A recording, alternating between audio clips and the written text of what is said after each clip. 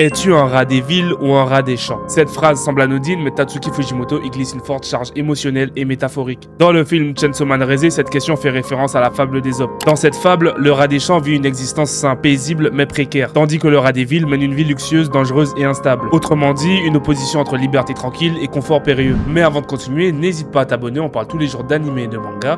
Et en plus, si t'es fan de Chainsaw Man, abonne-toi, je suis un fan aussi. Quand Raisé pose cette question à Denji, elle ne parle pas littéralement de rat. Elle parle d'elle et de Denji, mais surtout de leur place dans le monde. Raisé est en apparence une fille douce, libre, mais en réalité une arme humaine. Esclave d'un système, elle n'a jamais eu de vraie liberté ni de choix. Denji, lui, est un rat des rues. Un gamin des bas-fonds ayant grandi dans la pauvreté, traînant dans les égouts de la société. Donc, quand elle lui pose la question, c'est une invitation à fuir avec elle. Elle lui demande de quitter la ville, les violences, les ordres, les manipulations, pour aller à la campagne, vivre simplement en paix. Mais cette question contient aussi une ironie tragique. Ni elle, ni lui n'appartiennent vraiment à un monde tranquille. Raisé elle-même incarne la tragédie de ce choix. Elle rêve d'être un rat des champs, libre, aimant, vivant simplement avec Denji, mais son passé, sa condition d'arme et le système qui la contrôle, la condamnent à rester un rat des villes. Et lorsque plus tard elle est tuée alors qu'elle tente justement de rejoindre Denji, c'est une réponse cruelle du monde. Dans Chainsaw Man, les rats des champs ne survivent pas.